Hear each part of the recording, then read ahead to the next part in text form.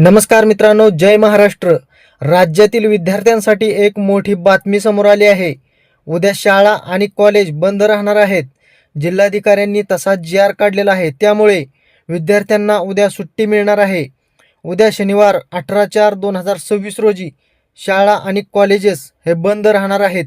नेमकं कुठे आणि का? चला सविस्तर जाणून घेऊयात.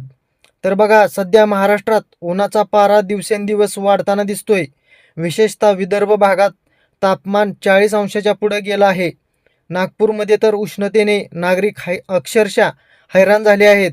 या पार्श्वभूमीवर हवामान विभागाने नागपूरसाठी येलो अलर्ट जारी केला आहे. वाढत्या तापमानाचा विचार करून प्रशासनाने महत्त्वाचा निर्णय घेतला आहे.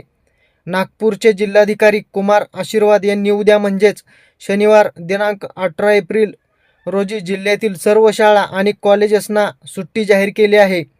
हा निर्णय विद्यार्थ्यांच्या आरोग्याच्या दृष्टीने घेण्यात आला असून दुपारच्या वेळेत बाहेर पडणे सध्या धोकादायक ठरू शकते.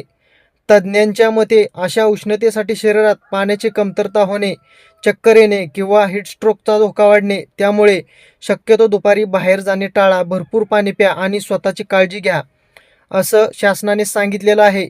तुमच्या भागात तापमान किती आहे आणि अशा परिस्थितीत सुट्टी द्यावी का?